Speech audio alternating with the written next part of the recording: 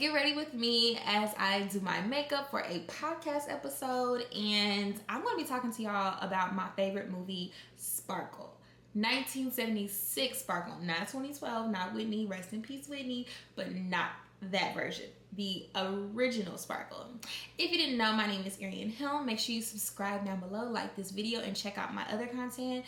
I speak mostly on self-development, self-mastery, and I also have a bunch of other random stuff. I'm also in the film and media industry, so yeah. I just put on some e.l.f. primer on my face. Can y'all see that? There we go. Yeah, quality.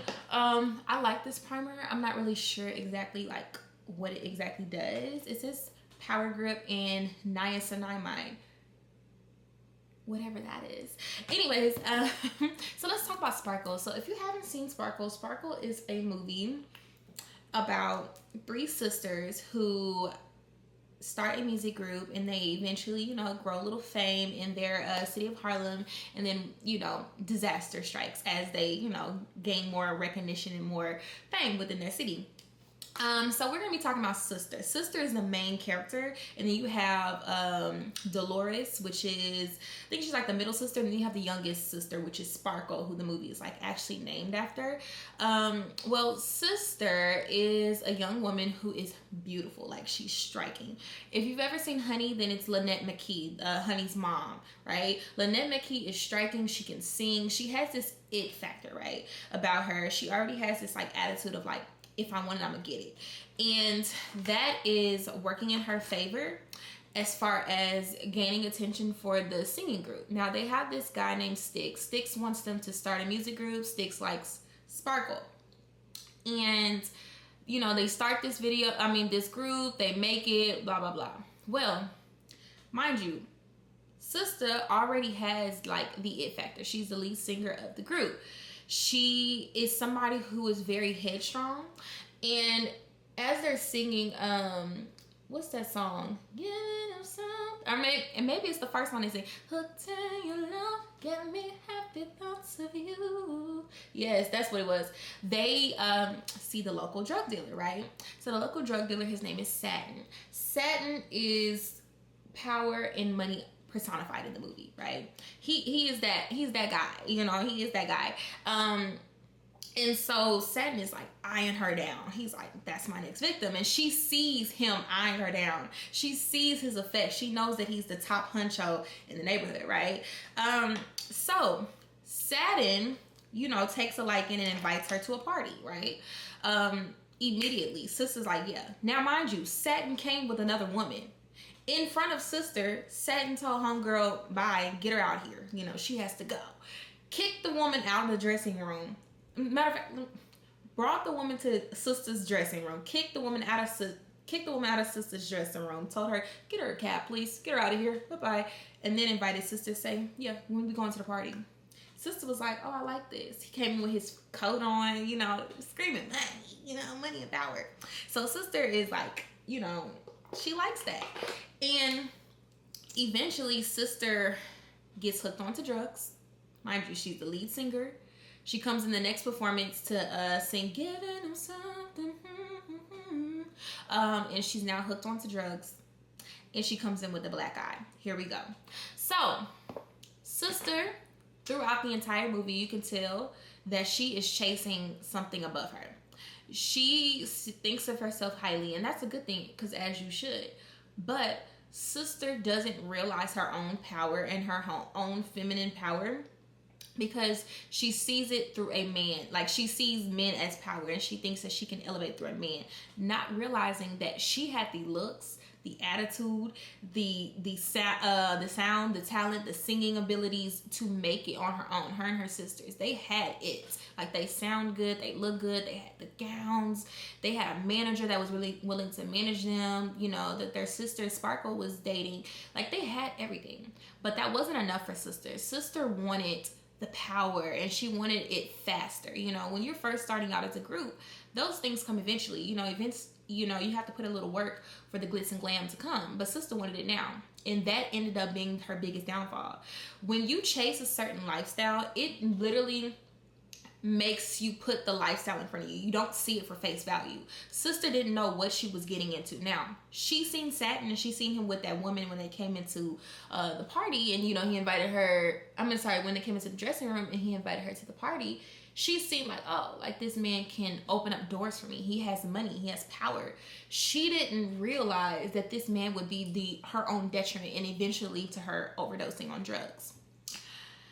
When you chase something, your back is always to that thing. You are never looking at it at face value. When I put something on a pedestal and I'm down here and I put them on a pedestal, that means that I am below them. I can only look up to them. I can't see them at face value. And when you can't see things at face value, then you don't know what you're getting into. You don't know who you're looking at, right? And so sister dealt with that. She did not have the ability to see things for face value. And when you chase things and put them on a pedestal, you don't align with it. You're literally always going to be chasing it. And when you chase things, it's usually running from you because it wouldn't be called a chase. And she doesn't even know that, like, she ruined her whole future and she ruined her aesthetic just by dealing with this man. I'm about to go in with L'Oreal. Focus. L'Oreal Infallible Fresh Wear Foundation in the color 495. Anyways, so she was chasing this lifestyle, right? And she went with the first person that could give it to her. Now, before I go into more of her story, she first showed the audience, which is us, the viewers, that she wanted this lifestyle when Levi, he works for Satin. Levi is like a runner boy, like a corner boy, right? He does the stuff on the streets, if you get what I'm saying. And so Levi bought her a car, or rented her a car, however he got the car, child. And she was like, how you get this car and you don't have enough to take care of me? You can already tell that sister is one of those women who want to be taken care of. She doesn't even realize that she is the type of woman that can open and move mountains because she has the beauty, she has the look, she has the talent, and she has that attitude, right? But she doesn't see that. She was so like caught up in chasing something, chasing glitz and glam. She kept telling Levi like, dang, I want this, I want the lifestyle, I want it all. And so Levi ended up going to Satin and asking him for more work because he wants to be able to take care of sister. Sister's like, I want, more than this. I want to have the fame. I want to have the money. And Levi can provide it. So he goes to Satin to, get some work for him, right? So, Satin ends up, having Levi work for him. Levi comes over the day after the party. Remember, he kicked the girl out and sister went with Satin to the party? Well, Levi sees his love sister in bed, closing the door, because she just got out the bed with Satin. Crazy, right? After he didn't risk his life to go sell drugs or whatever to give her a life, she didn't leveled up. And that attests to sister's character. She's going to do whatever she can to get where she wants to get to. Now, that comes with the price. There is a period of waiting. There's a period of aligning, okay? The waiting period is simply you just aligning. And you must align to what you want. You don't chase it. Sister messed up in the movie because she always was chasing the next big thing, the fame, the gleam, the glam, the glitz, all of that kind of stuff. She was chasing it. And instead of aligning, she chased it, and that's why she had a big detriment. So what is the key to aligning, right? What should sister have done? Well, I'm putting on Maybelline Fit Me. I still love this concealer. I don't know why people talk down on it, but I like it. So what she should have did. So I have notes right here if you are like wondering where I'm looking at. So to align, she should have embodied the energy of what she desired. I've already told y'all that she had it. Like, if you watch the group, she had it. She had the attention and the energy to attract the crowd, to grab those eyes in. Like, people were mesmerized by sister, right? She had the look, she could sing, she was dancing, she had like the center stage, she had the gowns, like she already had it. All she had to do was continue to thrive in it, right? And she would have aligned and been in that space. But she allowed a man who she thought was higher level than her to bring her down so many notches. Within the first and second performance at the club, she had a black eye and she was already on drugs. And that's probably like, a week or two? She was already hooked on it. Why? Because that comes with a price. Everything comes with a price. And she didn't know that it came with a price. Why? Because she was putting it on a pedestal. She was chasing after. She wasn't able to see what it really was. You know, a lot of us have an idea of what we really want. And you ever have this idea like, oh, I want to be here, I want to be in this places, and then when you get there, you're like, oh, this isn't what I imagined, right? It's not as glamorous as my mind told me it would be, or as my mind thought it would be. And that's how it happens when you chase, or you put things on pedestals. When you put people on pedestals, think about like the people who go and meet their favorite celebrities, or they go into Hollywood and they're like, Hollywood is not what it's meant to be, I got out, blah blah, because you put it on a pedestal. You didn't see it for what it was. And also a lot of those times, those people like try to get there fast. They try to get signed quickly. They try to you know, get on fast. And you have to, slow and steady wins the race. And you just have to simply align for it. Like, if it's meant to be, it's going to happen, right? It's naturally going to happen. What your desires are, they're just telling you what's to come, right? If you desire something, it's soon to come, but you must first align with it. Another way to align with what you desire is to master you. Like I mentioned, sister already had it. She could sing.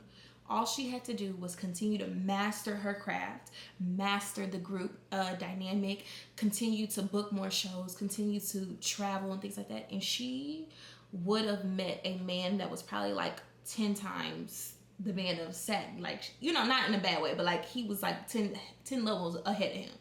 Probably had more money, right? But because her desire for the glitz and glam overpowered her ability to see who she was and how talented she was, that is why she had such a detriment when it came to Saturn. Like, I couldn't even believe it. This is one of my favorite movies. As you can see, it's on my wall. See that middle sparkle? I couldn't believe that he had her like that. Like, I'm talking about so pretty, so vibrant, you know, like just had this like, if I wanted, I'm gonna get it attitude, and allowed this man to come in and ruin her life.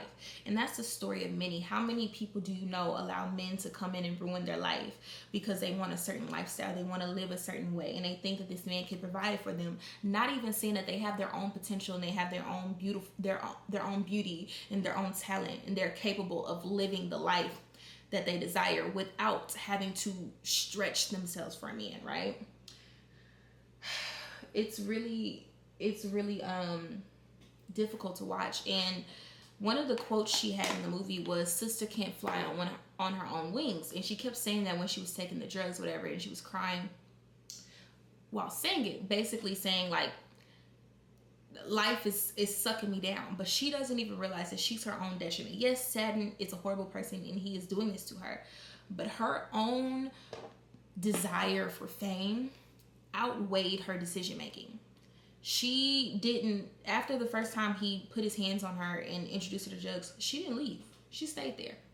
Because why? Because she had loyalty to fame. She had more loyalty to glitz and glam and fame than she did to herself. And that is why she was in the position that she was in. And let me tell you this. If you desire something, you are the only person you should be loyal to. You should be loyal to yourself, and then everything else comes. But when you are loyal to something outside of yourself, then detriment will come. I guarantee you it will. That's because you're chasing something that's outside of you. Stop chasing. Stop putting things on pedestals, and put yourself on the pedestal. Put yourself as the highest person in that field, in that relationship, in life, and you will get a different result. You should not be chasing things, because when you chase things, you're outside of yourself. You're not able to recognize and see your own abilities, your own successes, your own strengths, right? You're always going to be outside of yourself. You're always going to be pushing yourself to a different level. Oops. Excuse me. You're always going to be pushing yourself to a different level that's outside of yourself. And that was sister's problem. And within like an hour in the movie, she passes. I'm sorry, if you haven't seen the movie, go watch it, girl. I'm sorry. I probably shouldn't have told you that, but oh well. But yeah, she passes away. And it's very sad, because she, like, you watch a beautiful girl get sucked up into the mess of a man, right? A man who was only attracted to her, but he probably seen how successful and like how low self-esteem she was, and he couldn't help but to take advantage of that, right? He didn't know her. Like, and it's sad to say this, but like, as women, we have to take accountability for our actions. That man does not owe you anything, especially if you're not his wife. You don't owe you anything. So if he takes advantage of you, you have to make sure that you are in a position that you cannot be taken advantage of. And how that comes is you have to see yourself so highly that you ain't dealing with BS. He has to know. He had to put the fear of God in him that he ain't gonna never put his hands on you. Because what are we talking about? Anyways, and then also her mom had a beautiful quote in the movie. She says, "I've been living in Harlem all my life. I know a rat when I see one." And it was when she first seen Satin, right? Her mom did. And sister's exact words with a black eye and all high off drugs. She goes, "Rat, mama, he's as high power. What did she say? She's as high as you can get." Like I said, her own ability of chasing fame and stuff over herself, over putting herself first, is why she ended up overdosing.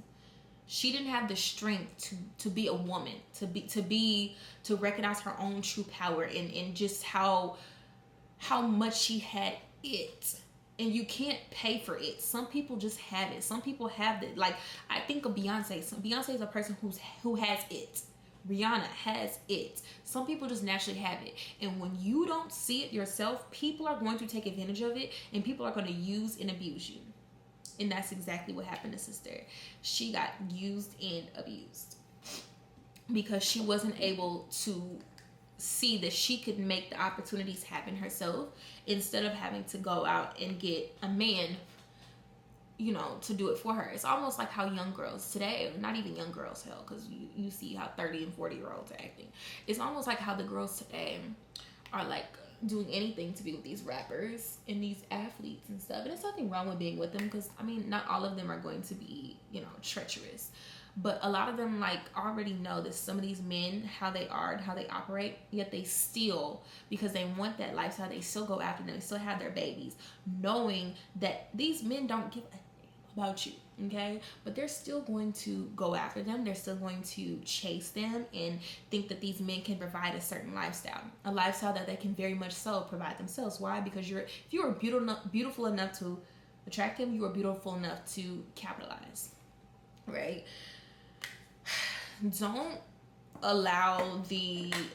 Don't write checks that you can't cash, is really what her mama should have told her. You are sitting here dealing with a man who's a drug dealer. He has already, the first moment you met him, he invited you to a party, brought another woman with him, and then kicked the woman out in front of you and put her in a cab. He showed you right then and there what type of man he was, yet you didn't care because, again, chasing glitz and glam and fame and money was more important than you, how you view yourself, who you are, your essence, your strengths. That was always important. And when you chase something, you can never see what it fully is. You can never see what it actually is because I'm chasing it. It's like when people chase money and success. You don't chase money, you align with it. You don't chase success, you align with it. Well, how do you align? Well, put yourself in places where money already is. Learn the tricks and the ways of how people with money manage their money. Learn what they spend their money on. Learn what they do to make more money and generate more income. That's what you do. You don't chase it. You don't chase to be in the rooms with them. You do chase to be in the room with them, but you don't chase to be them. You chase to be who you are and capitalize on who you are, if you get what I'm saying. As I'm trying to make more money, I'm not trying to run to different cities where people are making money. I'm developing myself. I'm aligning myself. I'm starting habit by habit. I'm not in a rush. I got life to live. God has already told me I got life to live. But I've changed my mindset, changing the way I dress, changing the way I talk, deciding what vehicles I want to make me the income, and then going full force with those. It's why you're watching this YouTube video. Okay? It's why I have something on the way. You don't have to chase the people. You because you're putting yourself outside of yourself. You align by mastering yourself, by mastering who you are, right? By mastering your craft. Sister should have mastered her singing, mastered taken over New York and Harlem, mastered, you know, making music, you know, producing albums. That's how you master you, so that you're not chasing it, but you're aligning with it, and therefore you're going to attract it. Because when you align with something, you're going to attract it eventually. Maybe tomorrow, maybe next year, whatever. But you must first align. And you can't align with something when you're off balance. Align. Not align, not align. Okay? It's simple. Anyways, I think that's it for my makeup on the podcast. I want it to be something very simple and cute, not like full glam, but this is like my everyday glam, girl. I wear the same makeup things every single day, kind of. I have on some blush. I was just yapping away, child. On some blush, and then no baby hairs. I like this like flowy. I didn't straighten my hair when I washed it yesterday. I just blow dry it and then put some flexi rods in it. So I like this little like look that it's giving. Like it's like very like loose curls at the bottom. So yeah, but anyways, thank you for watching my video. Make sure you subscribe, and also go watch Sparkle. I will put the link to the movie in the bio. Make sure you also go check me out on TikTok, The Arian Show, and follow me on Instagram at ArianHelm. And I will see y'all next time for the video. Bye.